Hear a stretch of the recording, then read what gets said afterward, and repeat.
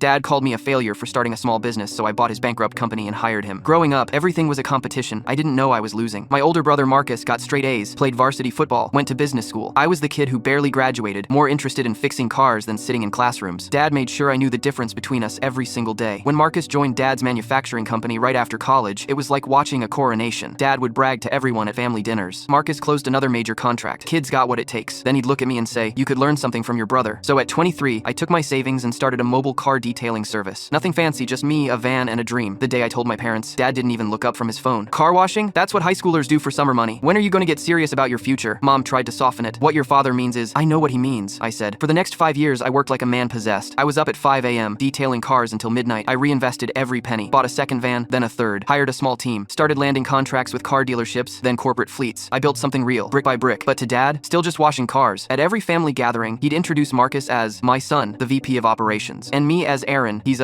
doing his own thing. The condescension in his voice could cut glass. Then about 2 years ago, I started noticing things. Dad's company was struggling. I'd hear him on phone calls, stressed about losing clients to newer competitors. Their equipment was ancient, their processes outdated, the market was changing, and they weren't keeping up. One Sunday dinner, I worked up the courage to offer help. "Dad, I've got some ideas about efficiency and customer retention. My business uses some software that might..." He cut me off with a laugh. "Aaron, please. Real manufacturing happens in boardrooms and factories, not in parking lots. Stick to what you know." Marcus smirked. "Yeah, little bro, different leagues." That was the last family dinner I attended. 6 months later, I got a call from Marcus. His voice was different, shaky, almost desperate. "Dad won't admit it, but we're in trouble. Like, serious trouble. We might need to ask if you could, I don't know, maybe loan us some money?" I told him I'd think about it, but I didn't have to think long. 2 weeks later, Dad's company officially filed for bankruptcy. The bank seized the assets and listed everything for sale. The 40,000 square foot facility, the machinery, the client contracts, even the company name. Here's what Dad didn't know. My car washing business had just secured a $2 million investment from a venture capital firm. They loved our growth model, our customer retention rates, our scalability. We were expanding into fleet management and corporate partnerships. I had the capital. I had the business acumen. And I had something Dad never gave me: belief in myself. I bought everything. The building where Dad had worked for 30 years, the equipment he was so proud of, the client list he'd spent decades building, all of it, for less than half what it was worth 5 years earlier. The day the sale finalized, I drove to my parents' house. Dad answered the door looking 10 years older, defeated in a way I'd never seen. "Can we talk?" I asked. We sat in his home office, the same room where he used to lecture me about responsibility and real work. I slid a folder across his desk. "What's this?" he asked. "An employment offer. Operations manager position. Competitive salary, benefits, the works. You'd be overseeing the manufacturing division, keeping the legacy clients, modernizing the processes." He stared at the papers, not understanding. Then it hit him. His eyes went wide. "Everything," I said calmly. "The building, the equipment, the contracts. I'm rebranding it as part of my company's expansion into manufacturing support services." His hands started shaking. "This is revenge." "No," I said. "Revenge would be letting it die. I'm offering you a chance to keep doing what you love. But this time, you report to me." The silence was deafening. "You'd be my boss," he finally said, the words barely a whisper. Same building, different name on the door, different hierarchy. I stood up. "Think about it. Position opens Monday." I left him sitting there, staring at the offer letter.